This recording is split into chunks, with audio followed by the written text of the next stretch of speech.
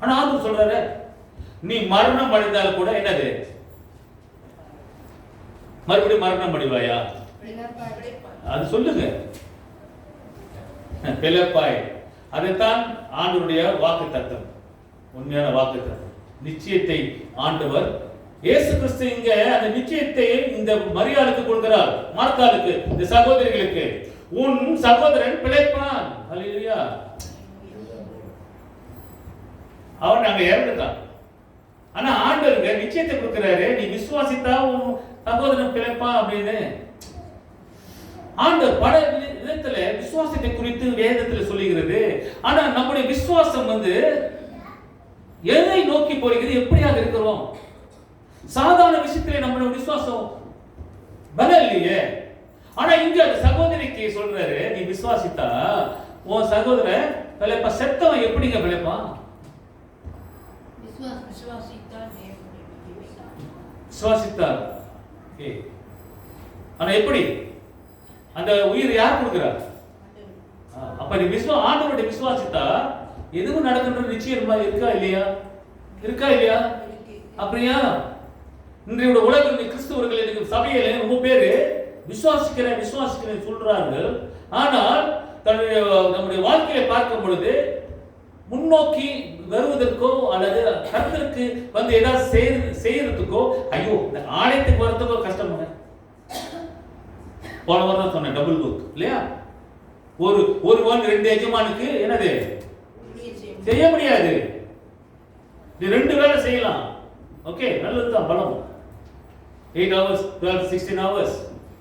ஆனா இது கடவுளுக்கு கொடுக்க வேண்டிய இடத்தை நீ கொடுக்கணும் இல்லையே. நான் சீக்கிரம் படுத்தாக்க என்ன செய்வார்?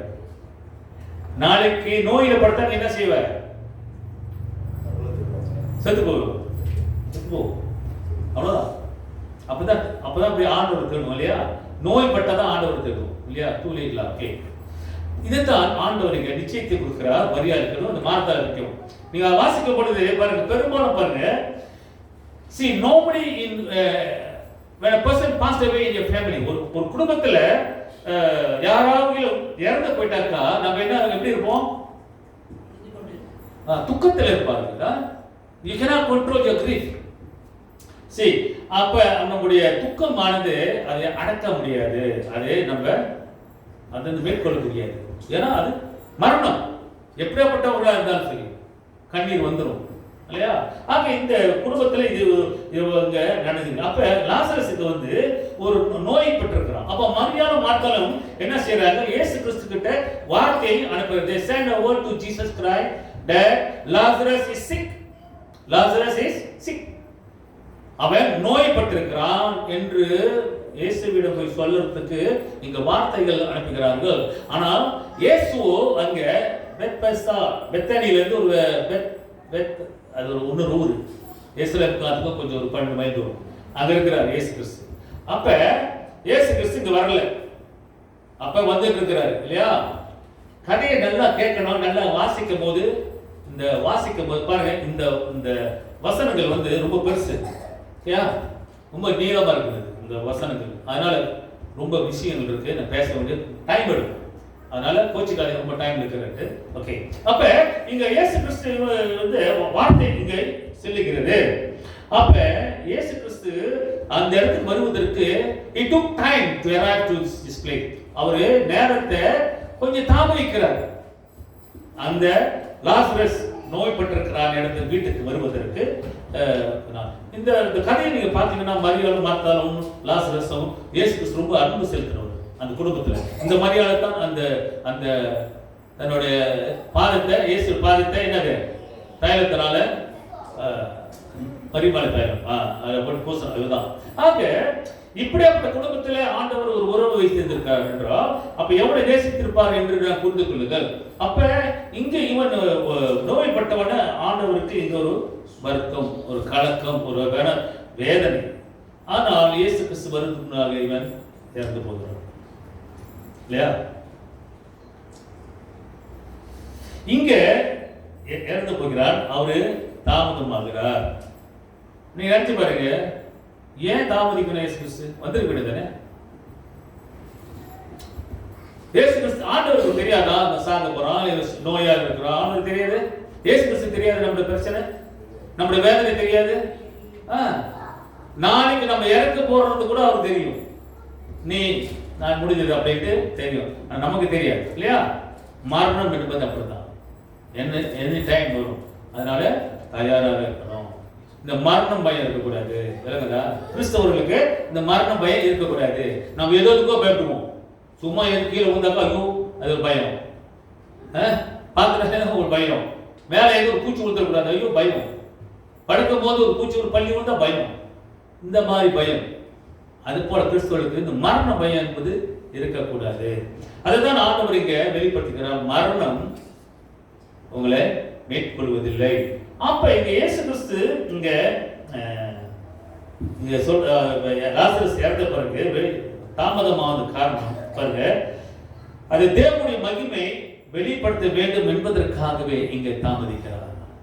The delay was because to reveal God's power, God's authority. இங்க இயேசு கிறிஸ்து இங்க தாமதிக்கிறது காரணம் என்னவென்றால் ஆண்டவருடைய அற்புதம், ஆண்டவருடைய மகிமை வெளிப்படுத்த வேண்டும். ஆண்டவருடைய மகிமை இங்கே ஏதோ ஒரு நடக்க போகுது, ஒரு அற்புதம் இங்கே நடக்க போகிறது என்பதற்காகவே இது தாமதம் ஆகிறது. அதே நேரத்தில் அங்கே அற்புதம் நடக்கின்றது, அதே நேரத்தில் தேவனுடைய மகிமையும் அங்கே விளங்குகிறது. அதுதான் நடக்கிறது இல்லையா? இங்க நிச்சயத்தை ஆண்டவர் முதலாக குறிப்பிட்டிருப்பாங்க. இங்க அவர் சொல்றா, இங்க பாத்தீங்கன்னாக்க 4 நாள் ஆச்சே இல்லையா? அப்படிதானே? 4 நாள் ஆகுது இல்லையா? அப்ப இங்க இயேசு கிறிஸ்துக்கு தாமதிக்க காரணம், இயேசு லாசரஸ் இறந்த பிறகு ஆண்டவர் இங்க ஒரு அற்புதத்தை செய்ய போகிறது இங்க நிச்சயம் என்பது நமக்கு தெரியும், நல்லா விளங்குகிறது. 6ஆம் வசனத்தில் பார்த்தா கூட 6ஆம் வசனத்தில் என்ன சொல்லுகிறது? அவன் வியாதியா இருக்கிறதாக அவர் கேள்விப்பட்ட பொழுது தாம் இருந்த இடத்திலே பின்னும் 2 நாள் தங்கினார்.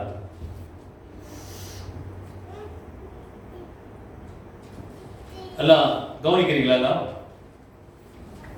2 நாள் எங்க தங்கினாரு? இப்ப நான் உங்களுக்கு கேட்கிறேன், நீங்களா என்ன கவனிச்சிருக்கீங்களா இல்லையாண்டு இப்ப என்னோட கேள்வியில பதில் வரும். எங்க இருந்தாரு? எத்தனை நாள் இருந்தாரு? 2 நாள். ஒரே ஆள் தான் கவனமா இருக்காங்க. எத்தனை நாள்? 2 நாள். நான் ஏன் கேட்கறேன்னா, மழை குளிர் தூங்குவீங்க, ஓகேயா? அதனால இந்த ஹேண்ட்போன் வச்சிருக்கவங்களாம் தயவு செய்து ஹேண்ட்போன் வச்சிருக்கவங்க தயவு செய்து போனை வந்து சைலண்ட் மோட்ல வைங்க, அல்லது போன் பக்கத்தில் வைங்க. கொஞ்ச நேரம் தாங்க, ஒரு 3/4 மணி நேரம், ஓகே? போனை பார்க்காம இருந்தால் செத்து போட மாட்டோம் இல்லையா? சைட்ல வைங்க. நாளைக்கு வந்து போச்சுனாக்கா ஒண்ணுமே வராது, ஓகே? ஆமான்னு சொல்றாங்க பாரு, நாளைக்கு போனா ஒண்ணுமே வராது.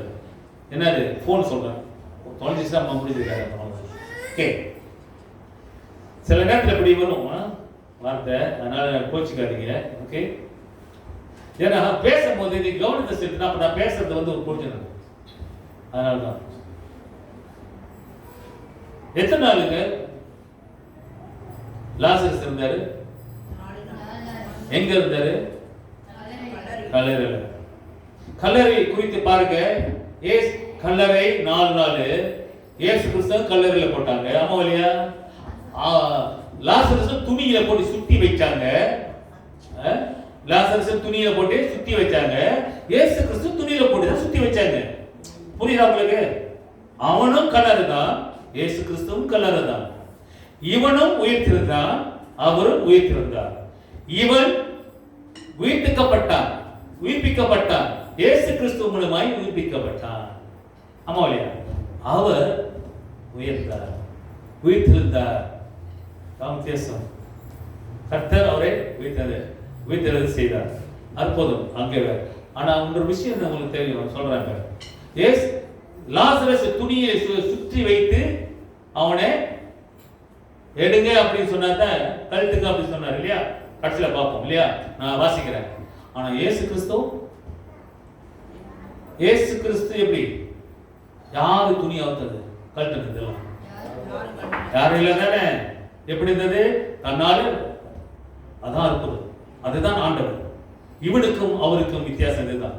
இந்த கம்பேரிசன் சொல்றேன், இந்த கதைகளை புரியும்படியாக விளங்குறதுக்காக சொல்றேன். ஓகே, அப்ப இங்க என்ன நடக்கிறது? இயேசு கிறிஸ்து லாசரஸை மீட்கொள்ள இங்க போகிறார். அப்ப இங்க 4 நாளா இங்க உள்ள இருக்கிறானே அப்படி சொல்லி யூதர்கள்லாம் மரியாலும் மாத்தாலும் கூட ஓடுறாங்க. எங்க அவர்களுக்கு போயிட்டு அந்த துக்கத்திலே அவர்கள் கலந்து கொள்ள இல்லையா, அங்க போறது நம்ம பார்க்கணும். அப்ப இவங்க என்ன 17 வாசிமா, யோவான் 11:17. இயேசு வந்தபோது அவன் கல்லறையில் வைக்கப்பட்டு 4 நாள் ஆயிற்று என்று கண்டார். எத்தனை நாள்? 4 நாள் ஆச்சு கண்டார். அப்புறம் பெத்தனியா ஊர் எருசலேமுக்கு சமீபமாய் ஏறக்குறைய 2 மைல் தூரத்தில் இருந்தது. யூதரில் அநேகர் மார்த்தாள் மரியாள் என்பவர்களுடைய சகோதரனை குறித்து அவர்களுக்கு ஆறுதல் சொல்லும்படி அவர்களிடத்தில் வந்திருந்தார்கள். Okay. இங்க see these Jewish people went along with this Maria and Martha to go and comfort her. அந்த ஃபேமிலி, அந்த குடும்பத்தை இந்த யூதர்கள் எல்லாம் போயிட்டு அவர்களை ஆறுதல் படுத்துவதற்காக இங்க போகிறார்கள். ஒரு குடும்பம் துக்கத்தில் இருக்கும்போது பிரியமானவர்களே, இன்று நம்முடைய வாழ்க்கையிலே நம்முடைய குடும்பம் சரி, நம்ம உற்றார் உறவினர்கள் நண்பர்கள் சபையா இருந்தாலும் சரி, இப்படியாப்பட்ட சூழ்நிலை இருக்கும் பொழுது ஒருத்தர் வந்து ஒரு பிரச்சனை வரும்போது நம்ம தாங்க ஆறுதல் படுத்தணும். நம்ம தான் ஆறுதல். சபையா கடைசி வரைக்கும் சபையா இருந்தாங்க, சபைக்கு மக்களுக்கு ஆறுதலா இருப்பாங்க. நீ எந்த சபையில் பாருங்க, சில சபைகள் அப்படி தாங்குவாங்க. அப்படியே அவ்வளவு, ஏன்னா அவங்களுக்கு வந்து அந்த ஆத்மா பாருங்க, யாரும் என்று பார்க்க மாட்டாங்க. சரிங்களா? பெரிய பெரிய பணக்கார சபையில வந்து அது ஒரு ஸ்டாண்டர்ட் அப்படி இருப்பாங்க. கத்தோலிக் சர்ச் எல்லாம் இருக்கும். நேற்று கூட பேசிக்கிட்டு இருந்தோம் அதை பத்தி. நான் ஃப்ரெண்ட் கத்தோலிக் சர்ச்லாம் ஒரு சில குரூப்ல வந்து இப்படி பார்ப்பாங்க அப்படி பார்ப்பாங்கன்றது ஒரு சொன்னாரு. அப்ப நம்ம சபையில அது லூத்தரன்ல புரோட்டஸ்டன்ட் சபையில இந்த மாதிரி இருக்குதான். ஆனா பெரும்பாலும் சபையார் பாத்தீங்கன்னா இண்டிபெண்டன்ட் சபையெல்லாம் பாத்தீங்கன்னா அவங்களுக்கு அப்படியே இல்ல ஆத்மா ஓடி போகுது அப்படின்னு இருக்காங்க. இந்த பாரம், அந்த அன்பு, அந்த வாஞ்சை அவங்களுக்கு கொடுக்கணும், தாங்கணும்ன்றது. அது போல நாமளும் அப்படியேப்பட்ட இறைதிய மனப்பான்மை உள்ளவர்களாக நம்ம மற்றவர்களுக்கு செயல்படணும். அதுதான் கிறிஸ்துவ அன்பு. That's the love of God. இல்லையா? நம்ம அன்புன்னு சொல்லிட்டு நான் போய் சொல்லிட்டு இருக்கோம் சில வேளையில. ஓகே, ஆக இங்க என்ன சொல்லிக்கிறதா, ஒருத்தருக்கு ஒருத்தர் நம்ம இப்படியாக நடந்துச்சு. ஒன்றாவது நாம் பார்க்கின்றோம் இங்க அஷூரன்ஸ். ஆண்டவர் இங்க நிச்சயத்தை கொடுக்கிறார், ஒரு சத்திய வாக்கு, ஒரு வாக்கு. பாருங்க, அவன் வந்து இயேசு கிறிஸ்து வரான்னு கேள்விப்பட்டவனே என்ன செஞ்சான்? நான் வாசிக்கும் போது என்ன எப்படி இருந்துச்சு? வாசிமா. இயேசு வருகிறார் என்று மார்த்தாள் கேள்விப்பட்ட போது அவருக்கு எதிர்கொண்டு போனார். எப்படி போனா? எதிர்கொண்டு ஓடுறான். ஆண்டவர் வராரு அப்படியே கேள்விப்பட்டுட்டு ஓடுறாரு, ஓடுறான் இல்லையா? பிரியமானவர்களே, நம்முடைய வாழ்க்கையிலும் அப்படிதான் இருக்கணும். இயேசு நீ கண்டையா, இயேசு பார்த்து நீ ஓடணும். You have to run for Jesus Christ. உன் வாழ்க்கை நல்லா இருக்கிறதுக்காக நீ ஓடணுங்க. நான் சுகமா அடையணும்னாக்கா நான் தாங்க ஓடணும். ஆமா இல்லையா? இன்னைக்கு நீ எல்லாம் நோயா இருக்கணும், ஆண்டவருக்கு தெரியும் நம்மள நோயாளியா இருக்கிறோம். ஆனா ஆண்டவர் வருவாரா? கிருபா நீ நோயா இருக்கிறவா கூப்பிடுவாரா? தயானாவா சீக்கா இருக்கிற அவர் கூப்பிடுவாரா? யார் போகணும்? நம்ம தாங்க போகணும். நம்ம வலினாக்கா நம்ம தான் டாக்டர் தேடி போறோம். ஆமா, டாக்டர் வருவாரா? When you are sick, come. Does doctor call you for medication when you are sick? Doctor will call you or you will go and see doctor? We have to go see. நமக்கு தான் அது போல இவன் ஓடுறா. என் தம்பி சகோதரன் இறந்துட்டான், நோயா இருக்கிறான் என்று அங்க ஓடி போயிட்டு அவன் சொல்றா. அடுத்தது என்ன சொல்லு? மரியாளோ வீட்டிலே உட்கார்ந்திருந்தார். மார்த்தாள் இயேசுவினிடத்தில் வந்து, ஆண்டவரே, நீர் இங்கிருந்தீரானால் என் சகோதரன் மரிக்க மாட்டான். சொல்றா, ஆண்டவரே நீங்க இருந்திருந்தாக்கா செத்திருக்க மாட்டேங்க. புரியுதா? அந்த மாதிரி நீங்க இருந்தா என் சகோதரன் இறந்திருக்க மாட்டான். அப்ப ஒருத்தர் வந்து மேல அவர் இருந்தாக்கா எனக்கு சுகம் இருக்கும், அவர் இருந்தாக்கா எனக்கு வாழ்வு இருக்கும், அவர் இருந்தாக்கா நான் காப்பாற்றப்பட்டிருப்பேன், அவர் இருந்தாக்கா என்ன விடுதலையா இருக்கும் அப்படின்னு ஒருத்தர் மேல ஒரு நம்பிக்கை, ஒரு விசுவாசம் வருதுனாக்கா அப்ப எப்படிப்பட்ட மனிதனாக இருக்கணும், அப்ப எப்படிப்பட்ட ஆண்டவர், அப்ப அந்த உறுதி அவருக்குள்ளே ஒரு உறுதி, ஒரு விசுவாசம் ஆண்டவர் மேல. ஆண்டவரை நீங்க இருந்ததாக்கா நீங்க இப்படி இருந்திருக்காரு. ஒருத்தர் சொல்றோம் இல்லையா குடும்பத்துல, ஐயோ எங்க அப்பா இருந்தாக்கா எவ்வளவு இருந்திருக்கும், எங்க அம்மா இருந்தாக்கா, என் சகோதரர் இருந்தாக்கா, அண்ணன் இப்படி எல்லாம் இருந்தாக்கா குடும்பம் நல்லா இருக்குமே போயிடுச்சு அப்படி சொல்றோம் இல்லையா, அந்த மாதிரிதான். அப்ப அது போலதான் நீங்க ஆண்டவர் இருந்ததாக்கா, ஆண்டவரே என் சகோதரன் என்ன மறிச்சிருக்க மாட்டானே அப்படின்னு இங்க அந்த விசுவாசம் அவனுக்குள்ள வருகிறது. அது போல பிரியமானவர்களே, நம்ம ஆண்டவரை தேடும் போது அப்படித்தான். ஆண்டவர் நம்மளை தேடி வருவதற்கு நம்ம தான் ஓடணும். ஆண்டவர் நம்மளை உள்ளத்திலே வாழ்க்கையை வருவது என்றால் you have to run for him, not he will come to you. உனக்கு சுகம் வேண்டும் என்றால், நமக்கு நன்மை வேண்டும் என்றால், ஆசீர்வாதம் வேண்டும் என்றால் நாம தான் தேடி போகணும். ஓகே ஆசிமா, இப்பொழுதும் நீர் தேவனிடத்தில் கேட்டுக்கொள்வது எதுவோ அதை தேவன் உமக்கு தந்து அருளுவார் என்று அறிந்திருக்கிறேன் என்றார். ஓகே, எத்தனை வசனம்? 22. பாருங்க, இங்க ஓடுறா, she is running to meet him. அவளை தேடி ஓடுறாரு. அது சில நேரத்தில் நம்ம அப்படிதான் ஓடணும். நான் சொன்ன மாதிரி கவலையான நேரத்துல, கஷ்டத்தான நேரத்துல, வேதனையான நேரத்துல, நோயா இருக்கிற நேரத்துல நீ ஓடணும் இல்லையா? Call unto me when in the day of the trouble I will deliver you and you will honor me.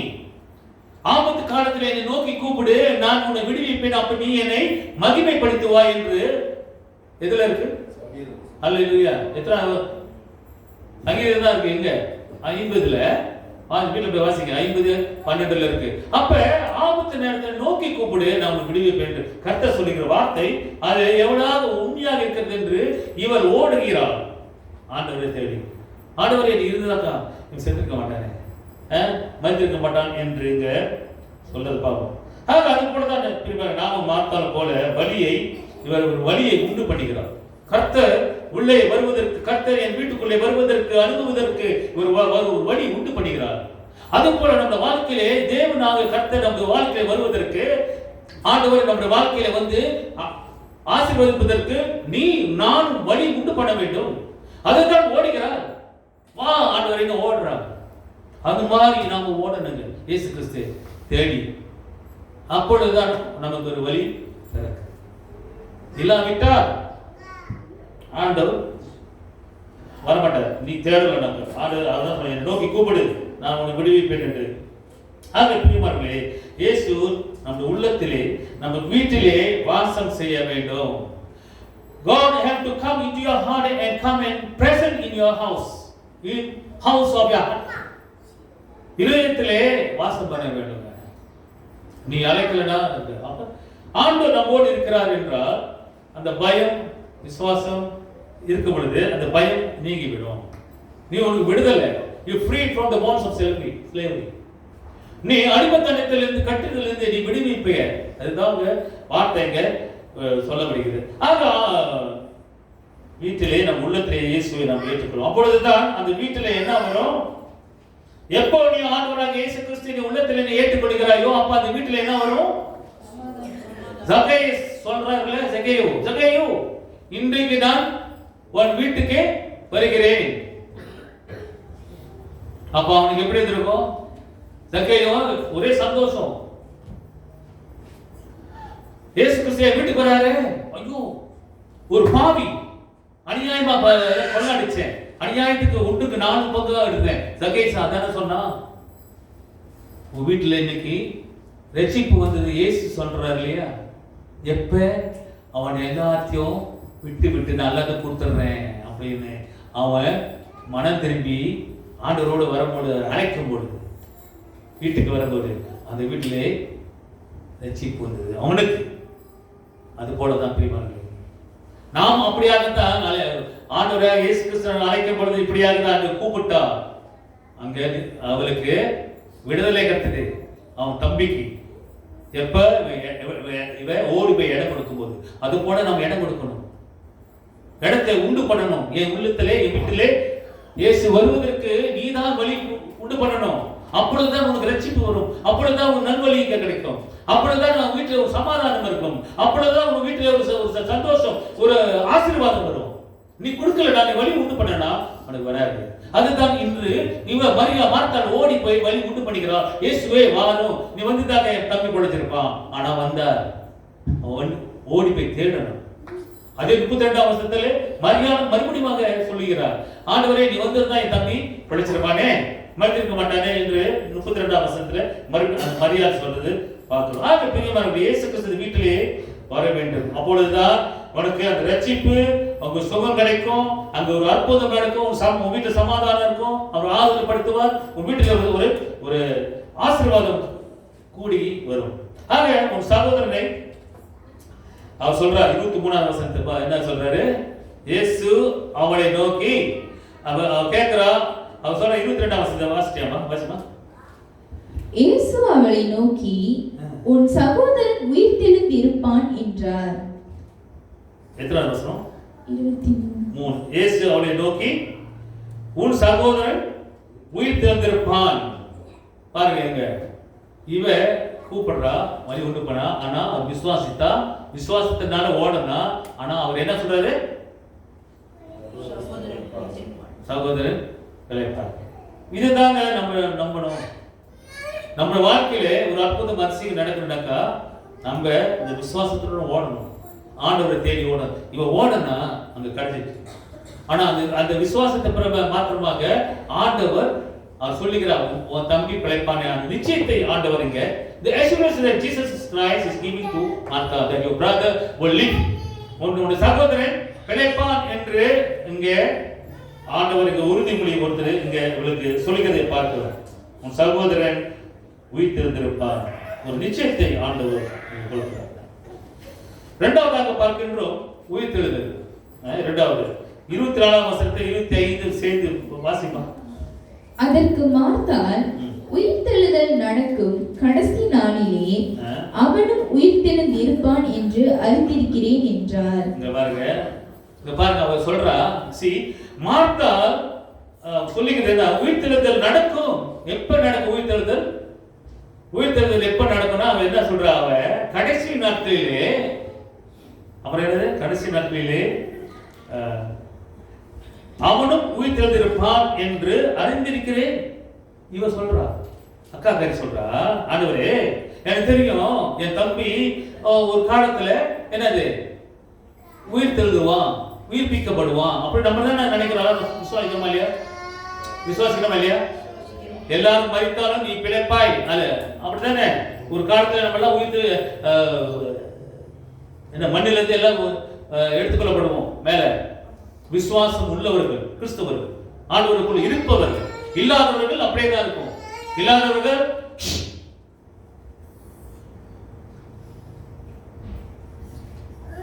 இல்லாதவர்கள் விசுவாசம் இல்லாதவர்கள், ஆண்டவரை பார்க்காதவர்கள் என்ன ஆகும்? அங்கேதான் இருப்பாங்க. 1000 வருஷம் ஆண்டு காலம் இயேசு கிறிஸ்து வரும்பொழுது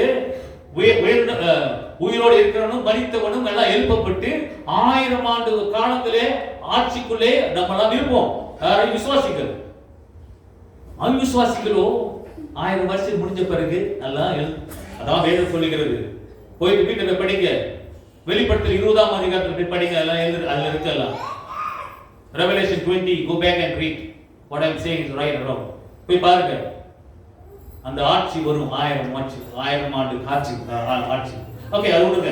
ஓகே, இங்க என்ன மரியாள் பாருங்க, அவ முன்கூட்டி உள்ளது, அதாவது ஃபியூச்சர், எதிர்காலத்தை குறித்து உயிர்த்தெழுதலை குறித்து இவ சொல்றா, ஆமாண்டவரே நீ வரும் நாளிலே நியாயத்திற்கு வரும்போதே என் தம்பியெல்லாம் உயிர்ப்பிக்கப்படுவான் எனக்கு தெரியும் அப்படின்னு அவ சொல்றா. ஆனா அங்க அப்படி இல்லை. ஆனா அங்க பிரசன்ட் டைம்ஸ், அங்க நடக்க போறது ஆண்டவர் சொல்லுகிறார். இவ நடக்க போறது எதிர்காலத்தை குறித்து இவ சொல்லுகிறார். அதான் 22ஆம் வசனம். ஓகே, அப்ப எங்க என்ன நடக்குது? இயேசு 25 என்னமா? இயேசு அவளை நோக்கி, நானே உயிர்த்தெழுதலும் ஜீவனுமாய் இருக்கிறேன். என்னை விசுவாசிக்கிறவன் மரித்தாலும் பிழைப்பான். அல்லேலூயா. இங்கதான் முக்கியமான வசனம். என்னை விசுவாசிக்கிறவன் மரித்தாலும் பிழைப்பான். அப்ப நம்மளா எப்படிங்க? ஹலோ, நம்மளா பழைப்போமா? நம்மளா பழைப்போமா? சவுண்ட் கூடுது. நம்மளா பழைப்போமா? இப்பதான் கூட வருது சவுண்ட். அப்ப விசுவாசம் கொஞ்சம் கொஞ்சம் கொஞ்சம் கொஞ்சம் அப்படியே வருது. ஓகே, நம்மள விசுவாசிங்க, மரித்தாலும் கேட்போம். மரணம்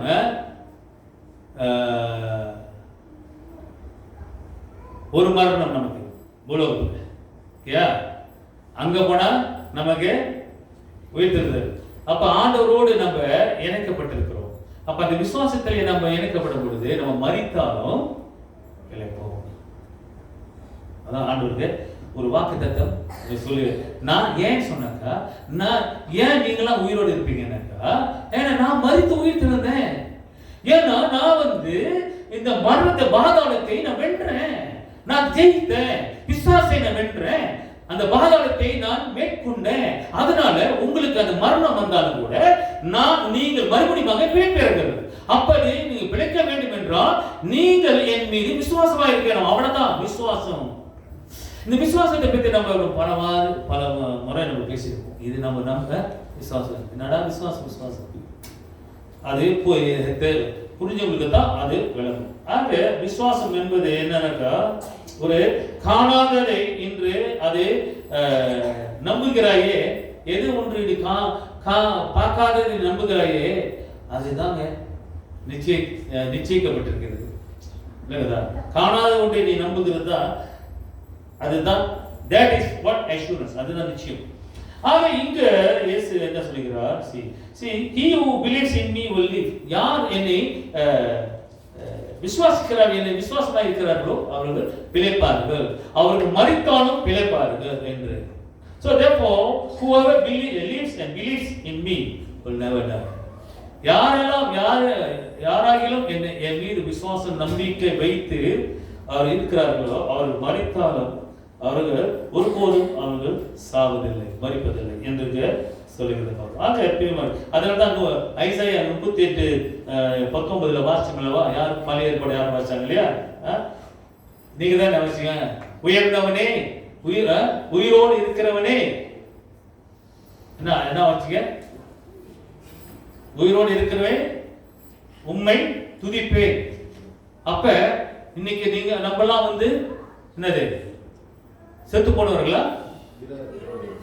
மரித்தவர்களா, இல்ல உயிரோடு இருப்பவர்களா? உயிரோடு இருக்கணும். ஆனா ஆவியிலே மரித்தவர்கள் ரொம்ப பேர் இருக்கிறாங்க இல்லையா? இன்னைக்கு சாயங்காலம் தெரியும், இன்னைக்கு சாயங்காலம் தெரியும் 7 மணிக்கு எத்தனை பேர் வரீங்க, எத்தனை பேருக்கு வரல, எத்தனை பேருக்கு நல்லா பாட்டு பாடுறீங்க என்றது உங்க தெரியும். எத்தனை ஆவியில மரித்து இருக்குது, எத்தனை ஆவியில உயர்த்து இருக்குது தெரியும் இல்லையா? Okay, right. ஆக அங்காக அவர் என்ன சொல்றாரு? உயிரோடு இருக்கிறவனே கர்த்தரே சோஸ்தரி. அதான் வாசிங்க. உம்மை துதிப்பேன் என்று சொல்லுகிறான். ஏசாயா தீர்க்கதரிசி எழுதப்பட்டிருக்கு. உயிரோடு இருக்கிறவனே நான் துதிப்பேன்,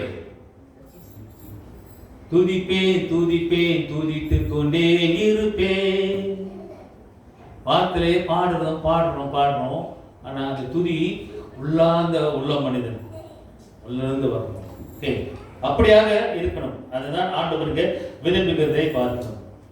So therefore we must praise God while we are alive. நம்ம உயிரோடு இருக்கும்போது ஆண்டவரை நம்ம துதித்து பழகிக்கணும்.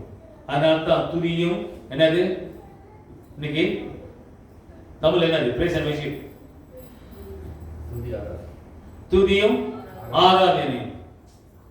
துதிக்கணும், ஆராதிக்கணும். ஆண்டவருக்கு நீ துதித்து நீ ஆண்டவரை மகிமைப்படுத்தணும். அதற்காக தான் நம்ம படைக்கப்பட்டிருக்கோம். போயிட்டு சும்மா சுத்திக்கிட்டு நம்ம பிறந்தோமா, சாப்பிட்டோமா, பொழைச்சோமா, வாங்கினோமா அப்படி இல்லை. கடவுள் விரும்புவது என்னவென்றால், என்னை நீ துதி, என்னை நீ கனப்படுத்து, நான் உன்னை கனப்படுத்துவேன். படைத்தவர் இல்லவா? அதுக்கு ஏன் நம்ம கனப்படுத்த முடியாது? அதுக்கு முதல்ல கொடுக்க பண்றோம். திடா பாக்கிட்டு ஏன் நோக்கம் இல்லையா? கடவுள் என்ன படைத்த உயிர் கொடுத்திருக்கிறாரு. இன்னைக்கு காலையில் ஏஞ்சி நான் உயிரோடு இருக்கிற காரணம் யாரு? நாளைக்கு இருப்பா இல்லைன்னு தெரியாது, இன்று இருப்போம் நாளை இல்லை. பழமொழி சொல்லுது. ஆனா நமக்கு எப்படி இருக்குது? அது நினைச்சே பார்க்க மாட்டோம் இல்லையா? நான் உங்களை சொல்லலைங்க, பெரும்பாலும் கிறிஸ்தவர்கள் இப்படித்தான். ஏனோ தான் அந்த முதல் இடம் கொடுக்கிறது. உங்களுக்கு உண்மையான அந்த அன்பு, அந்த முதல் இடம் கொடுக்கணும் என்று நீ நினைச்சாக்கா நீ ஓடி ஓடியாது. சரியா? பாட்டு இருக்க ஓடி ஓடி உழைக்கணும் அப்படி சொல்றோம்ல, கர்த்தருக்காக நீ ஓடி ஓடி உழைக்கணும். நல்லா இருக்கணும் என்றால் நீ மறுபடியும் நீ மரித்து நீ உயிரோடு வருவேன் என்று உனக்கு நம்பிக்கை இருந்தால் நீ ஓடணும், நீ விசுவாசிக்கணும். அதை தான் இங்க சொல்றாரு, நீ மரித்தாலும் பிழைப்பாய். அந்த நம்பிக்கை இருக்கிறதா நமக்கு? அந்த நம்பிக்கை வரணும். நான் மரித்தாலும் நான் பிழைப்பேன் என்ற அந்த உணர்வு நமக்குள்ளே வர வேண்டும். எனக்கு வரும், செத்தாலும் பரவாயில்ல, நான் அதான் சொல்லுவேன் எப்பவுமே, எனக்கு கவலையே இல்லை, எனி டைம் அப்படின்னு. You must be prepared. மரண பயம், ஏன் பயப்படுற? மரணமே உன் ஜெயம் எங்கே? பாதாளமே உன் ஜெயம் எங்கே? மரணமே உன் கொடுக்க எங்கே? போட்டிருக்கல, death where is your sting? கொடுக்கு. அது ஜெயித்தார் ஆண்டவர். அந்த பாதாளத்தையே ஆண்டவர் வென்றாரு.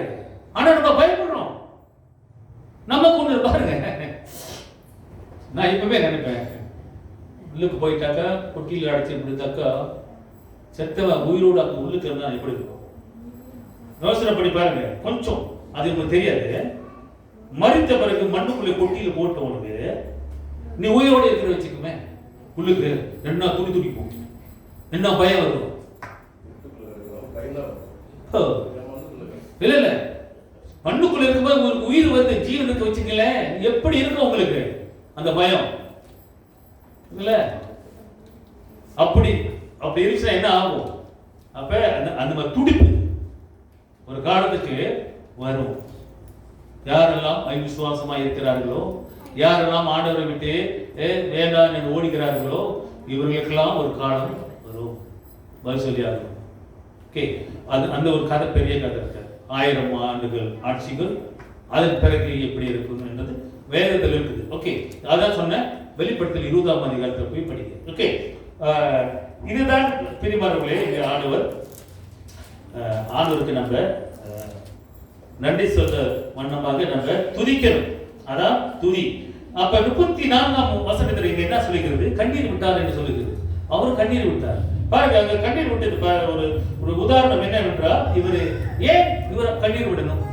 No, why should Jesus must shed tears? Why must he be mourning? M-O-U-R-N, mourn. எதுக்காக? நம்ம வீட்டுல யாரும் ஏற்கத்தாக்கா நம்ம வந்து என்னது அழுகிறது வழக்கம். இயேசு கிறிஸ்து ஏங்க அழுகணும்? ஓகே, நேசிச்சார், ரொம்ப அன்பு அந்த குடும்பத்தில் இல்லையா? அழுகிறோட சேர்ந்தீங்களும் என்னது அழுங்க. குடும்பத்தில் இடையில கடைசியில் யாரும் போயிருப்பீங்க இல்லையா? மற்றவங்க கண்ணீர் பார்த்தா நமக்கு அழுக வராது? வரும். வீட்டில் தம்பி அழுகை வந்தது, எல்லாருக்கும் அழுகை வந்தது ஸ்டீவன் வீட்டில் இல்லையா? ஓகே, அப்ப அது வந்து ஒரு அன்பு ஆட்டோமேட்டிக்லி வரும். அதே தாங்க இயேசு கிறிஸ்து தன்னும் அவரும் அவர்களோடு இணைக்கப்பட்டு அந்த அந்த துக்கத்திலே அவரும் பங்கு பெறுகிறார். அதுபோல கிறிஸ்தவர்களே, விசுவாசிகளே, இப்படித்தான் மற்றவருடைய துன்பத்திலும் கஷ்டத்திலும் அழுகையிலும் நாம் அப்படியாகத்தான் என்னது கலந்திருக்கணும். துக்கத்திலே நீ பங்கு பெறணும். அதான் கிறிஸ்துவுடைய அன்பு. புரியுதா? அதுதான் இங்க ஏன் அழுந்தாரு அப்படின்னு கேட்பீங்க இல்லையா? அதுதான் சொல்றேன். ஓகே, ஆக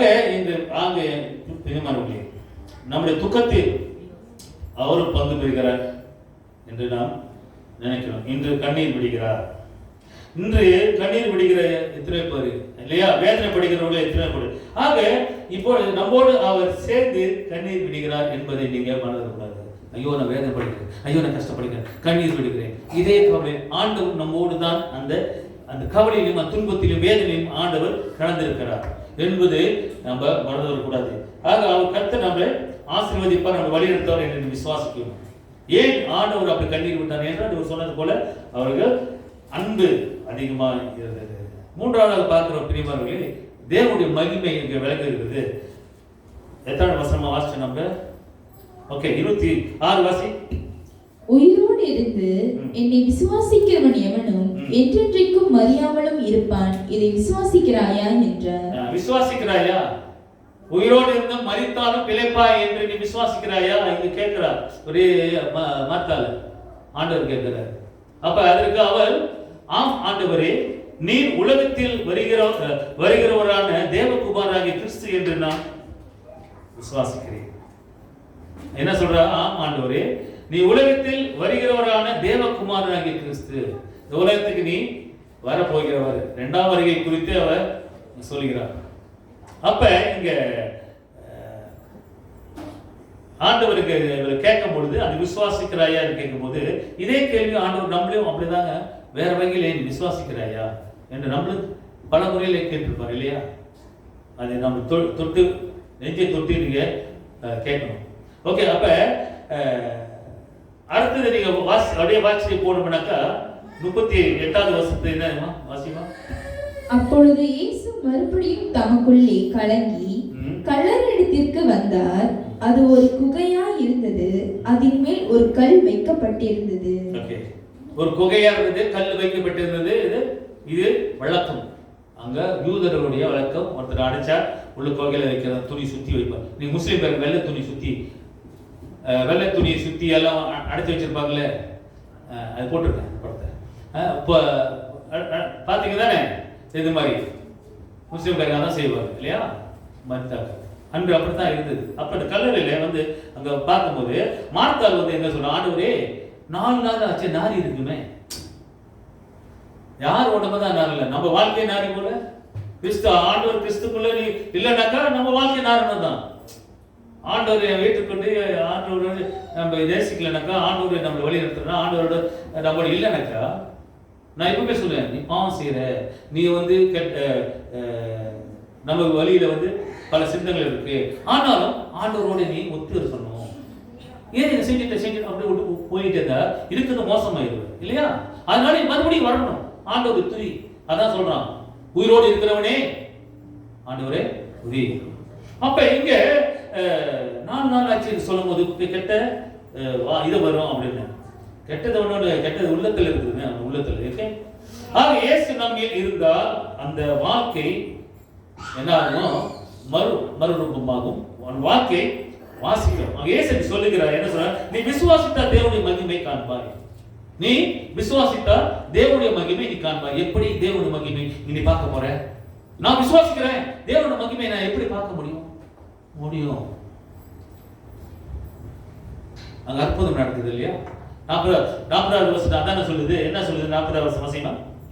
இயேசு அவளை நோக்கி, நீ விசுவாசித்தால் தேவனுடைய மகிமையை காண்பாய் என்று நான் உனக்கு சொல்லவில்லையா? ஏற்கனவே சொல்லியிருக்கதானே, நீ அதை விசுவாசித்தாக்கா அந்த தேவனுடைய மகிமையை நீ பார்ப்பேன்னு சொல்லியிருக்கதானே. நீங்களும் நானும் பார்த்திருக்கோம் தானே. எத்தனை வாட்டி அற்புதம் அதிசயங்களை பார்த்திருக்குமா இல்லையா? நம்மளோட வாழ்க்கையிலே அற்புதம் நடந்திருக்கா இல்லையா? அதிசயங்கள் நடந்திருக்குதா இல்லையா? சுகம் வந்திருக்கா இல்லையா? விடுதலை கொடுத்திருக்கா இல்லையா? எல்லாத்துலயும் இருக்கு. ஆனா நம்ம வந்து மறந்து விடுது. எல்லாரும் வாழ்க்கையில இருக்குங்க. இது என்னைய சேர்த்து சொல்றேன், பல விஷயம். ஓகே, ஆக இங்க தேவனுடைய மகிமையை நீ காண்பாய் எப்போ நீ விசுவாசித்தால். ஆக இங்க என்ன நடக்குது என்றால், அங்க 39வது வசனத்தில் என்ன சொல்கிறார்? இயேசு கல்லை எடுத்து போடுங்கள் என்றார். மரித்தவனுடைய சகோதரியாகிய மார்த்தாள் அவளை நோக்கி, ஆண்டவரே, இப்பொழுது நாருமே 4 நாள் ஆயிற்றே என்றார். கல்லை எடுத்து, ரிமூவ் தி ஸ்டோன். இங்க இயேசு வந்து சொல்றாரு, ரிமூவ். பிரியமானவர்களே, நம்முடைய வாழ்க்கையிலே கல்லறிந்த ஒரு உள்ளத்திலே சில நேரத்துல கல்லு போல இருக்கிறோம். கஷ்டமான பாரங்கள் நம்ம தலையில கிடைக்கும், பெரிய பாரம் தான். தலையிலே பெரிய பாறை இருக்கிற மாதிரி நம்ம நினைச்சுக்கோம். ஆனா இருக்கிற சின்ன மூளை, சின்ன தலை, ஆனா பெரிய பாறையே என் தலையில இருக்கு அப்படி சொல்லுவோம் இல்லையா?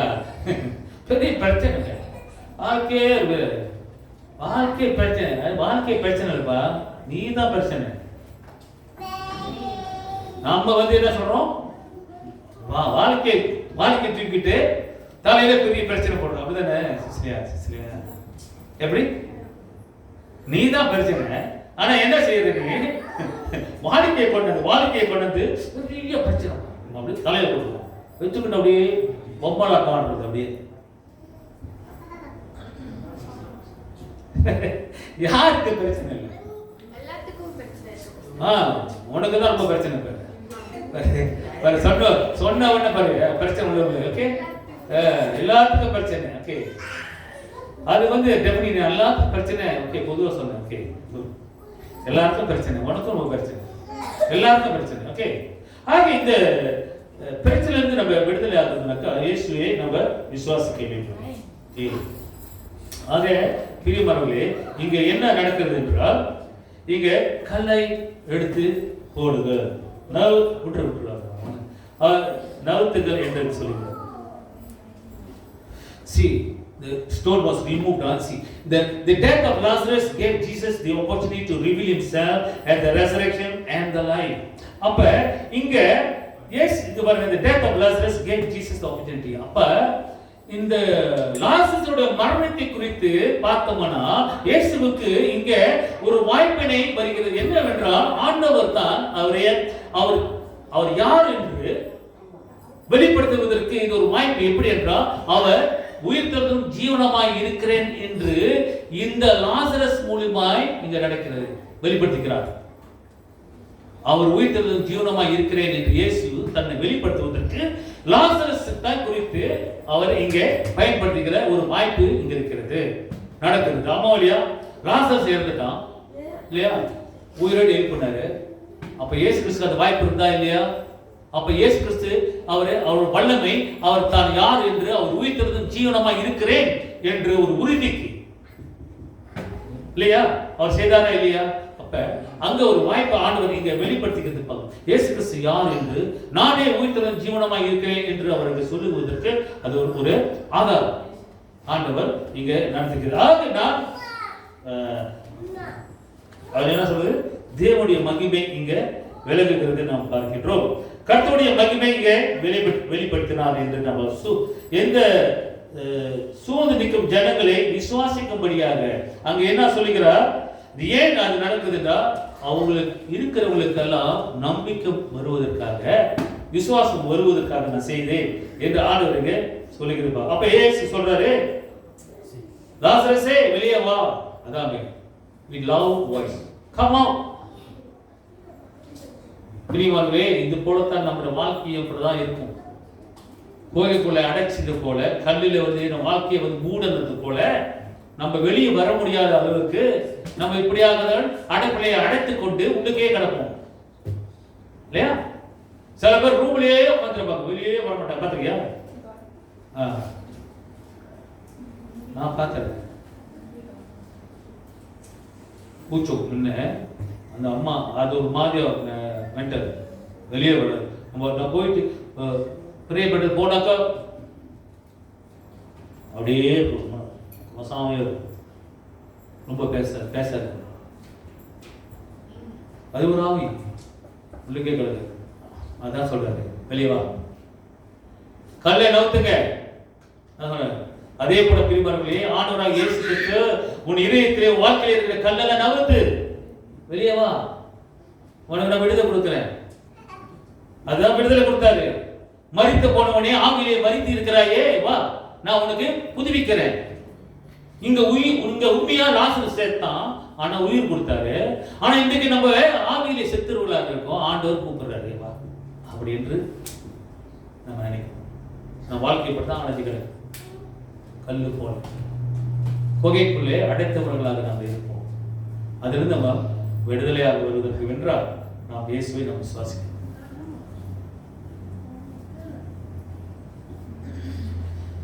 அப்ப லாசரஸ் கூப்பிடும்போது லாசரஸ் வருகிறது. மரணம் அடைந்த கர்த்தருடைய சத்தத்தை கேட்டு என்னது எழும்பினார். லாசரே வெளியே வான்னு சொன்ன உடனே எப்படி வெளியே வந்தான்? ஆடு ஒடியாதது எப்படி வந்துச்சு? ஆடு ஒடியாதது சத்தத்தை, மேய்ப்பனோட சத்தத்தை கேட்டு ஓடியாதுச்சு. இங்க லாசரஸ் வெளியே வா சொன்ன உடனே எதை கேட்டு வந்தான்? ஆண்டோட வார்த்தை கேட்டு வா. அது போலதான் பிரியமானவர்களே, அதே சத்தத்தை கேட்டு அவன் எழும்பினான் என்று நம்ம பார்க்கணும். யோவான் இந்த இந்த வசனத்துக்கு ஈடாக நம்ம ஒரு வசனத்தை உங்களுக்கு வாசிக்க முடிச்சிருக்கோம். ஓகே, ஒரு வசனம் என்னன்னாக்கா யோவான் 5:25 முடிந்தா வாசிக்கலாம். 5:25. மரித்தோர் தேவகுமாரனுடைய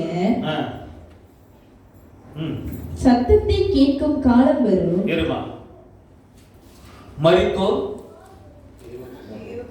வாசிமா.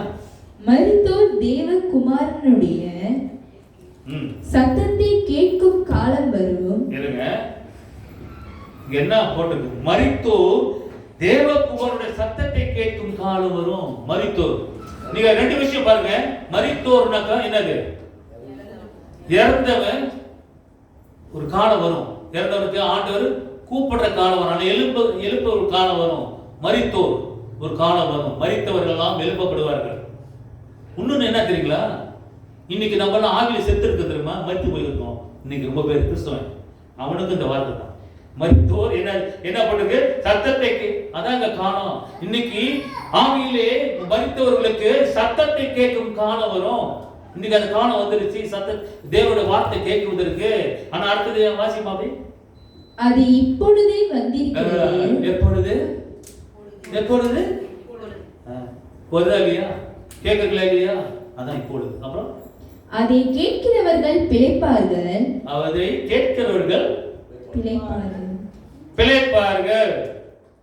நீங்களாம் பிழைச்சுக்குவோம், நம்மளா பிழைச்சுக்குவோம். ஏன் பிழைச்சுக்குவோம்? நம்மளாம் நல்லா சொல்லுங்க. ஏன் நம்மளா பிழைச்சுக்குவோம்? வார்த்தை கேட்போம். அதான் சொல்றது இல்ல. வாசிமா மறுபடியும். அது இப்போது வந்திருக்கிறது, அதை கேட்கிறவர்கள் பிழைப்பார்கள். அப்படிதானே என்று மெய்யாகவே உங்களுக்கு சொல்லுகிறேன். ரெண்டு அர்த்தம். ஒண்ணு, மரித்தோர் என்ற தேவகுமார சத்தத்தை கேட்கும் காலம் வரும்.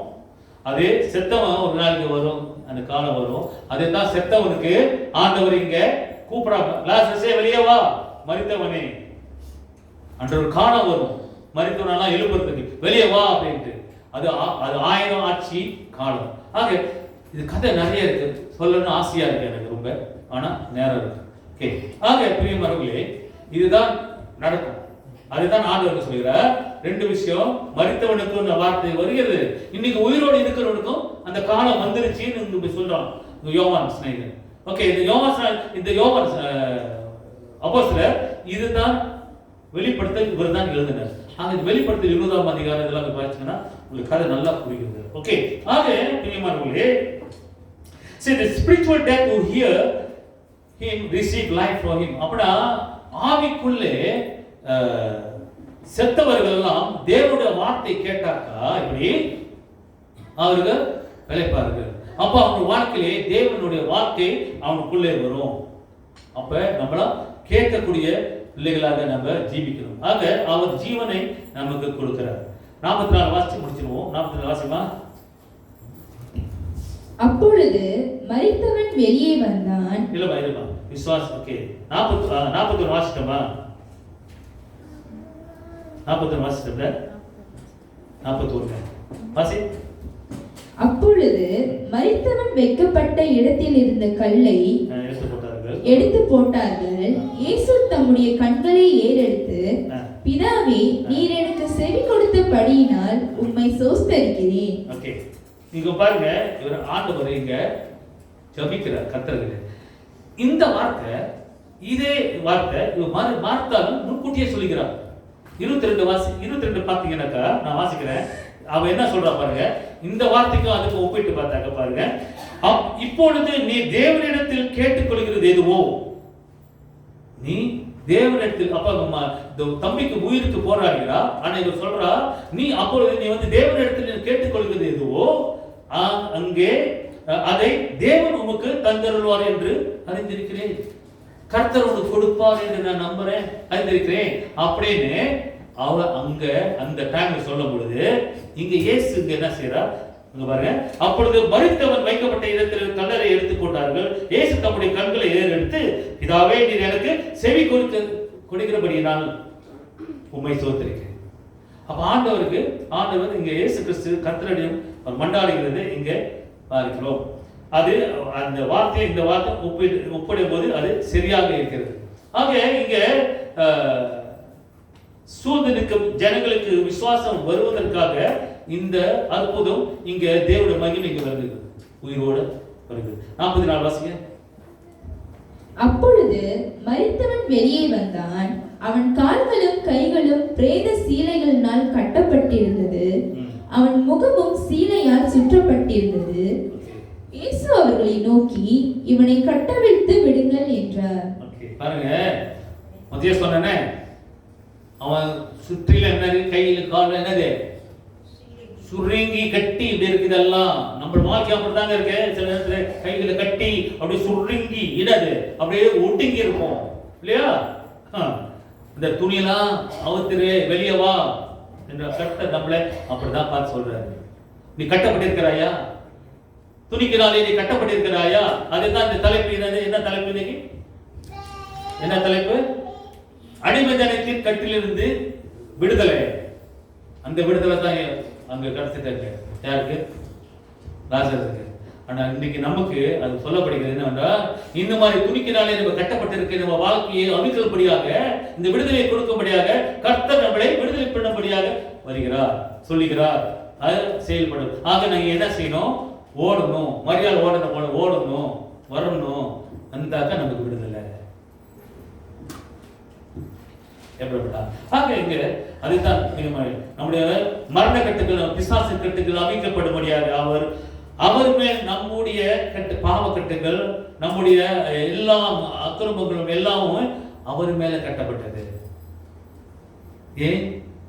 அவர் நம்ம நேசித்ததா? ஏன்? நாம் விடுதலை ஆகும்படியாக. நம்முடைய பாவக்கட்டுகள், நம்ம அசிங்கமான கட்டுகள், நம்மளுக்கு விடுதலை ஆக முடியாத கட்டுகள் எல்லாம் அவர் மேல் வந்து விட்டது. அதனால்தான் மரணமே அவரை ஜெயித்தார். அந்த பாதாளத்தை அவர் வென்றார். உங்களாலும். ஆக பிரியமானவர்களே, இந்த லாசரஸுக்கும் இயேசுக்கும் சொன்னேன், அவரும் இப்படித்தான் துணிகளை கட்டினாரு, இவரும் அப்படித்தான் இருந்தார். ஆக முடிவாக பிரியமானவர்களே, இயேசு கிறிஸ்து இங்க நமக்கு ஒரு உறுதிமொழி கொடுக்கிறார். என்ன? யாரெல்லாம் என்னை நம்புகிறார்களோ நீ மரித்தாலும் பிழைப்பாய். போதுமா? யாரெல்லாம் என்னை நம்புகிறார்களோ, யாரெல்லாம் என்னை விசுவாசிக்கிறார்களோ, நீ மரித்தாலும் நீ பிழைப்பாய். Whoever believes in me, even though you die, you live. போதுங்க. நமக்கு இன்னொரு வாழ்க்கை வேண்டுமா? ஆமாவா இல்லையா? இன்னொரு வாழ்க்கை வேணுமா வேண்டாவா? வேணும். ஆனா நிச்சயிக்கப்பட்டிருக்கா இல்லையா எனக்கு தெரியாது. அது நம்மளுடைய விசுவாசம் பொறுத்து இருக்கு. மரணம் நம்மை மேற்கொள்வதில்லை. ஏனென்றால் இயேசு அதை மீட்கொண்டார். பாதாளத்தை வென்றார் சொல்றோம் இல்லையா? பிசாசை வென்றார். அந்த மரணத்தையே அவர் விழுங்கினார் என்று வேதம் சொல்கிறது. இது நிறைய விஷயம் இருக்கு வசனங்கள், ஆனா எடுத்து சொன்னா நேரம் பத்தாது. ஆக இதை நாம் புரிந்துக்கணும். ஆக ஏன் அவர் மரணத்தை வென்றார் என்றால், நானே உயிர்த்தெழுந்து ஜீவனமாய் இருக்கிறேன் என்று அவர் சொன்னார். அப்ப அவர் தான் அந்த மரணத்தை வென்றதுனால தான் அவர் உயிரோடு எழுந்தார் இல்லையா? அப்ப அவர் உயிரோடு எழுந்ததுனால நாம் உயிர்ப்பிக்கப்படும். மரித்தாலும் நமக்கு என்னது? மரித்தாலும் நமக்கு ஜீவன் உண்டு, மறுபடியும் உயிர்ப்பு உண்டு. அதனால மரணத்தை கண்டு பயப்படாதீங்க. மரணமே ஜெயம் எங்கே? மரணத்தை பார்த்து ஆண்டு சொல், மரணமே உங்களுடைய ஜெயம் எங்கே? வேற வெற்றி. மரணம் ஜெயம் இல்லை. ஏன்னா ஆண்டவர் ஜெயிச்சிட்டார். இன்னைக்கு அது பார்த்த கிறிஸ்துவனுக்கு மரணம் என்ன பயம்? ஏங்க பயப்படணும்? ஒண்ணு துக்கம். ஆமா, அது ஆரம்பத்தில் இருந்தது, துக்கம் கொண்டாடினாங்க இல்லையா? ஆனா உயிரோட வந்தால ஜெயம் வந்துதா இல்லையா? இங்க பூலோகத்துல உனக்கு இல்லாட்டி கூட பரலோகத்துல உனக்கு ஜெயம் உண்டு. அதனால பயப்படாத சிறு மந்தியே, பயப்படாத, நான் உன்னோட கூட இருக்கிறேன். ஆக மரணம் நம்மளை மேற்கொள்ளாது. அதனால பயப்பட. கர்த்தரை விசுவாசியுங்கள், நம்புங்கள். கர்த்தர் பெரிய காரியத்தை நம் வாழ்க்கையில் செய்வார். பாட்டு பாடி நாம் கடந்து செல்வோம். எல்லா புத்திக்கும் மேலான தெய்வ சமாதானம் உங்கள் இதயங்களும் சிந்தனைகளும் கிறிஸ்துவுக்குள் காப்பதாக.